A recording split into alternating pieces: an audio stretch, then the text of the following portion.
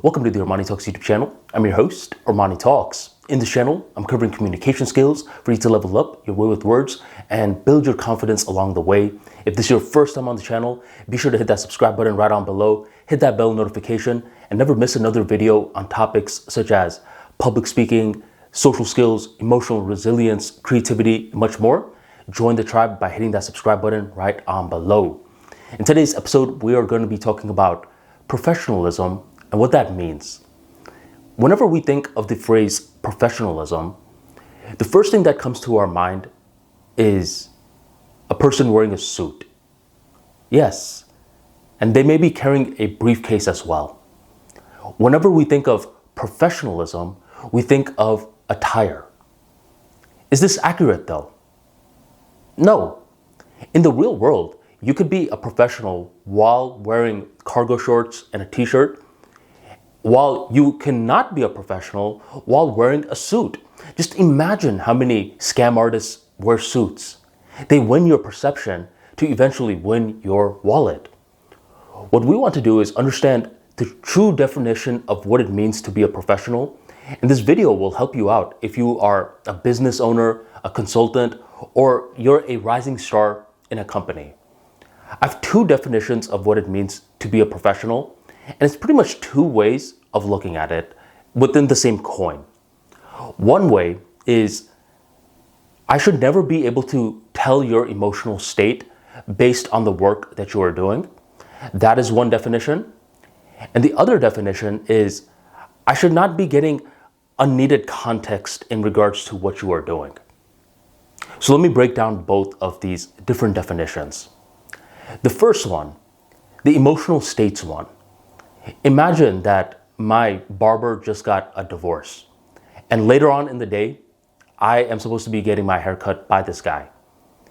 If I'm getting my hair cut and I can clearly tell that something is wrong, that's not good.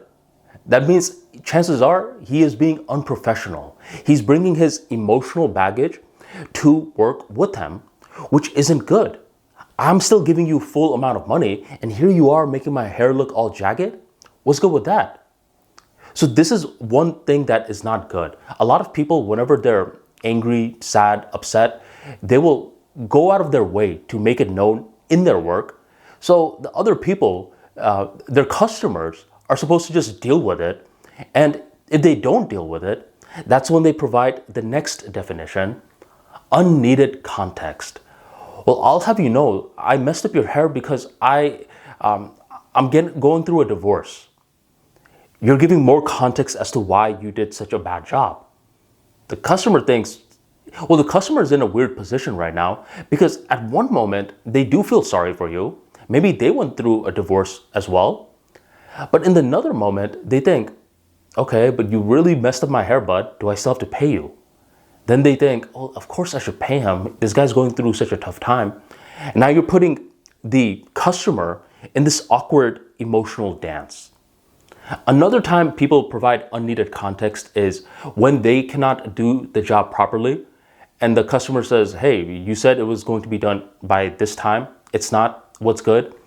And you say something like, well, I'll have you know that this is a very difficult job. Here, come, let me show you exactly what I'm doing.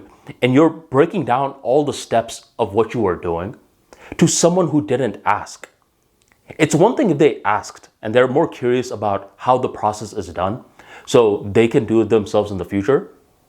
But if they didn't ask and you're giving them the step-by-step of what you're doing, they're going to be annoyed. They're going to say, okay, I mean, that is why I paid you. So you do it. I'm not trying to learn it so I could do it if I didn't ask you. You do it. The reason that many people are becoming unprofessional nowadays is because we sympathize with it too much. Whenever I see these videos going viral of, let's say, fast food workers that are being rude to the customers, everyone is immediately saying something like, well, maybe the fast food workers are having a very long day. And if you do it with something like this role, the fast food industry, you're going to eventually apply that thinking to other roles. And eventually, one day, it's going to happen to you. You hire a handyman. He's telling you that the project is going to be done at X amount of time. You're thinking that's what's going to happen. Then this guy, his pet unfortunately passes away. Then this guy just extends how long it's supposed to take for him to complete the project. Then he starts to just add on different costs that you weren't expecting before. He starts to give you all this unneeded data. And you're saying, hey, bud, I'm already busy with my life. I don't need to get sucked into this. I gave you the money. I want you to take care of the issue. But since you are over here rewarding unprofessional behavior in industries like the fast food, now you're in that pickle yourself. You're thinking, I should understand where the handyman is coming from. And that's when too much sympathy becomes manipulation in the making. I believe you should reward professional behavior, and you should do your best to discourage unprofessional behavior. Either fire these people from the very get-go or chastise them. Hey, buddy, I know you're going through a tough time right now, but we don't bring this into our work with us. You're a professional when I cannot tell at all what your emotional state is based off of the work that you are doing. You may have gone through the worst trauma in your life, but once you're clocking in, once you're recording these YouTube videos, once you're recording the podcast, once you're doing the interview, once you're being the handyman to someone, you're all business. You focus. You are accepting their money, so you better offer a great service. And once you are done with the service, that's when you can go back to processing your trauma as a regular person should. But when you are on the clock, my friend, it is the professional ones that will win. Look at any great people in any field. They know how to control their emotions.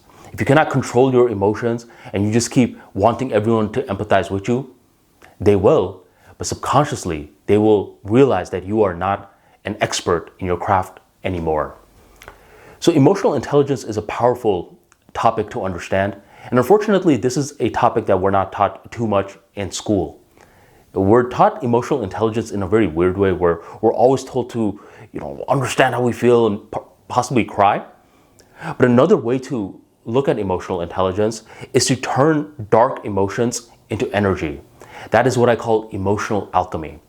Emotional alchemy and emotional intelligence, the ArmaniTalks way, is a topic that I cover in the ArmaniTalks newsletter. Within this newsletter, you will get a lot of insights on emotional management, how to carry yourself like a professional despite the most traumatic moments, and how to make sure you leave a great impression in your customer's mind. Emotional intelligence is one of the most important skills that you are never taught, so learn it in the ArmaniTalks newsletter. Join the tribe by going on ArmaniTalks.com/newsletter. Sign up today. Every single day at 7 p.m. EST, you will get a new email that will help you level up. Thank you very much for joining me, and I will catch you on the next episode.